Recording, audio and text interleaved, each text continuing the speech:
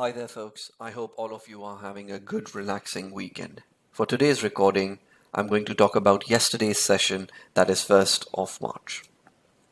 Now, as always, all our sessions, we start with a backdrop, and in this case, if you refer back to my weekly plan posted on Sunday, last Sunday that is, I explicitly mentioned that our central focus will be on the upper distribution, which is between 5052 and 5123. 2350, right? So whatever for 2324. And the second point was very clear: likely witnesses balance consolidation post trend, and holding within will confirm ongoing strength and is suggestive of buyers' strength.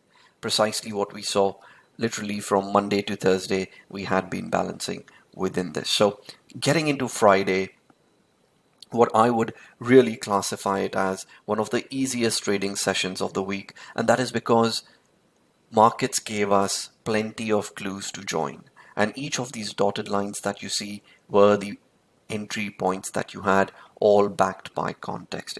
They weren't random, they're not hindsight, it's all foresight. In fact, if you did indeed view my Twitter feed, you would have seen I messaged literally on the 29th, which is on Thursday night, that broadly basing above 5098 during Asia and London will unlock further upside on Friday during RTH. Again, if you go back to my Twitter, I in fact got on live and I updated that in the room we've also gone long between around 92, 94, etc. So I did update you what I was expecting at the time. I even shared my entries with you all at the time, live at the time.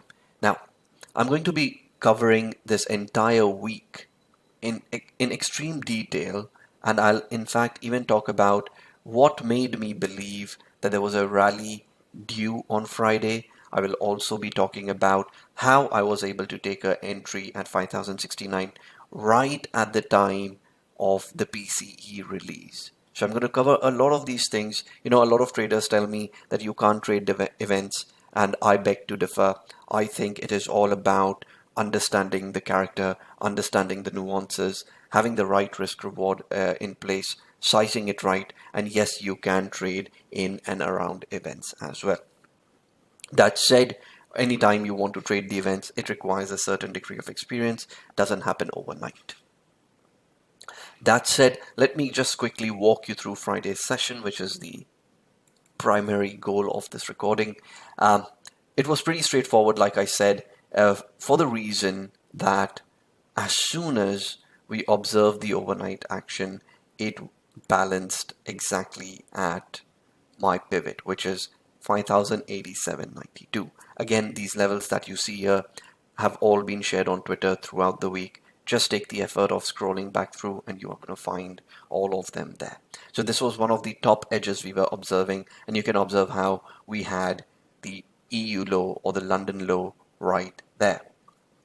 Thereafter, textbook acceptance, multiple periods during London hours holding above 5098. Again, like I said, broadly basing over will result or likely result in further upside on Friday.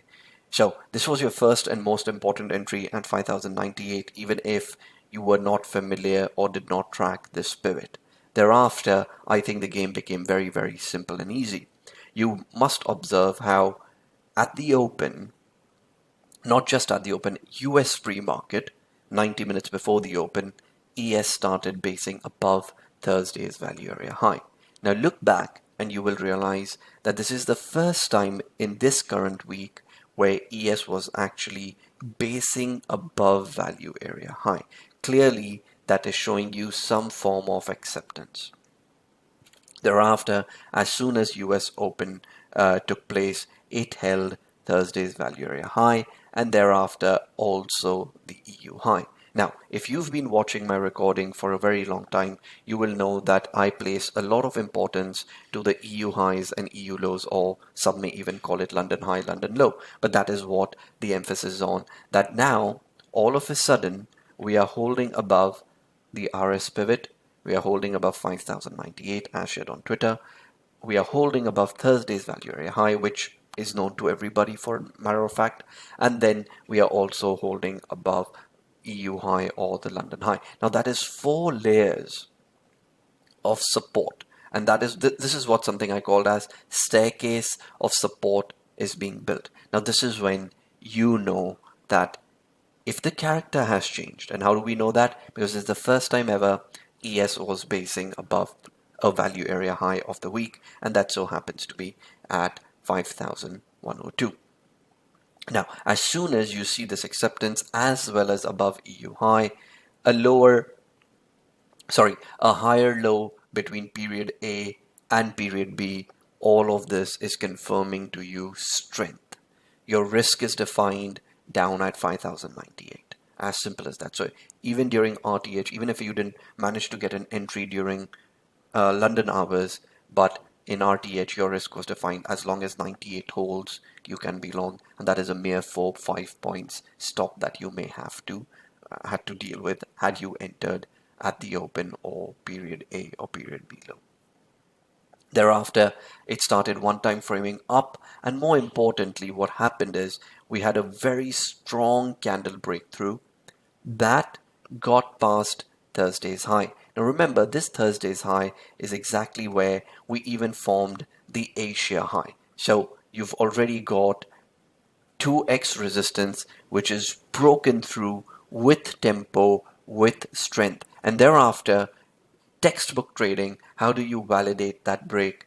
A nice clean back test. And that is what we got, confirming one-time framing up being in motion, confirming the acceptance. So now, just take a step back.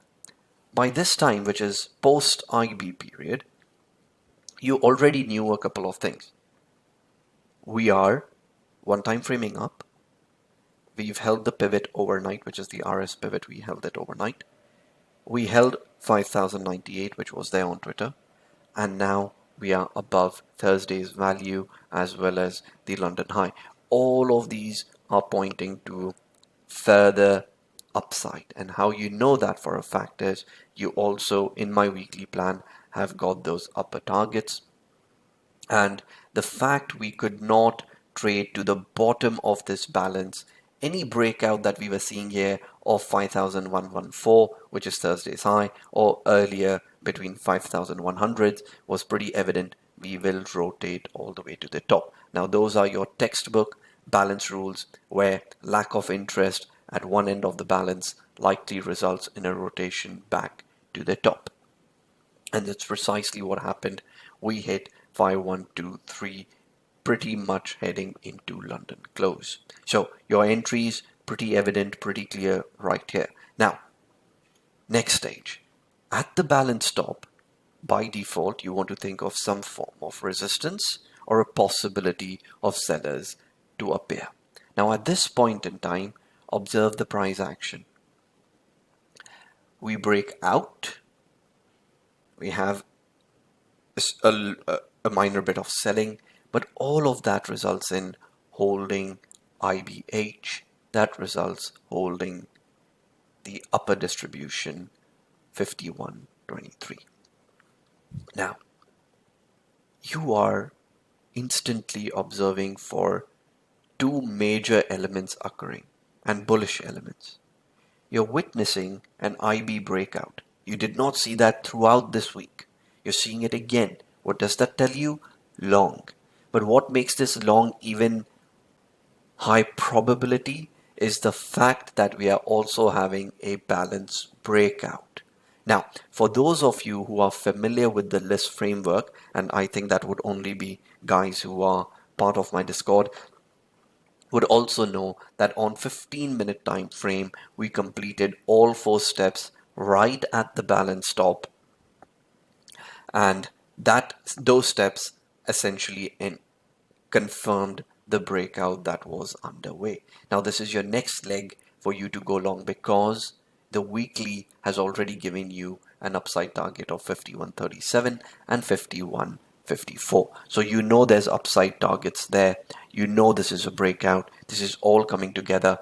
And while one-time framing did end, for those of you who are familiar, then you would know that this was nothing but a trap. And for those of you who aren't familiar, the reason I say this was a trap, because anytime one-time framing ends, you want to observe for a key level to break.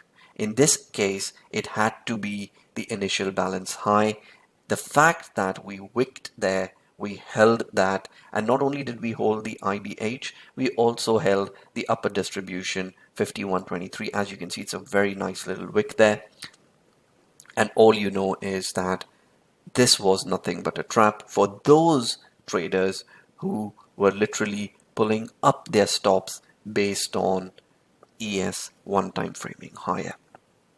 So that's how you could have participated. That's how you had to dissect the session, where you look at London, what happened then, you look at period A followed by IB period, and then ultimately you had also the balance. And when you assess a session into 2 or 3 parts, you are better able to participate. And of course, the whole crux, the foundation of your understanding rests on the fact that you do understand how balance ranges work. That's the first part. And again, I've spoken about it in numerous other videos. In fact, I have a recording in YouTube which is only on balance rules and applications. So I do recommend you watch that. But again, if you understood the balance rules and you know that, and there you have IB breakout, you realize the fact that it is above Thursday's value area high. All of these elements, all of these factors came together, suggesting that buyers were indeed present on Friday, and there was no reason for you to even think shorts, let alone executing any such trade. Now, this is just ES. If you look over at NQ, and I don't have the charts open right now, but if you look over at NQ, you will realize that NQ in fact did not even once end one-time framing higher on intraday, which means NQ continued to trend higher. It was ES, it was following through. This was nothing but a mere trap, or you could even think of it as a good little back test to give you an entry. I know a lot of traders are like, it has already rallied from 98, or I don't know, wherever, 9800 all the way 20 points, then that means it will likely give a resistance, or a breakout cannot be trusted. But just ask yourself, we spent Monday to Thursday within this balance, couldn't break to the downside. Come on.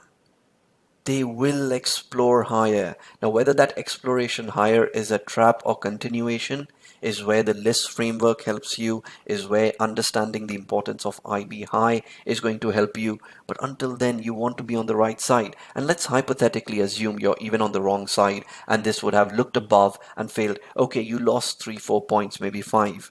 But then once IB high that is failed, you can easily switch short and aim for a full IB rotation, because that's how markets function. They rotate from one end to another. The whole point is, do you have the right end? And that is what in Discord I ensure, or I do my very best to make sure my members do know those ends at the right point so that they are able to execute and of course maximize their returns as much as possible. So that's all from me, guys. This is Friday's session that I just walked you through. Again, these trends do occur time and again. It could be to the upside, to the downside, but if you observe these factors I spoke about, how you ought to think and how you can bring my weekly plan into the place, as well as you will have those periodic updates on Twitter, when you can form this story, and that can only happen if you're truly following me, then you will always, in most cases, be on the right side, and more importantly, be able to participate in such moves, or the very least, right? What's the worst? At least you will not try to short a trending Friday. Now that is what you must remember, a trending Friday. So that's all, guys. And my next recording will be for those who have subscribed to EdgebyRS Academy on Substack. I'm going to walk you through the week. There's going to be tons of insights, especially how we got this low and numerous other things. I'm going to walk through even the weekly profile to to highlight how the development of the profile throughout the week also gave us clues that this breakout was brewing, and Thursday or Friday was going to be it. And as we can see, it was on Friday when we broke out. So that's all, guys. Take care, and I wish you a good weekend. See you all on Monday.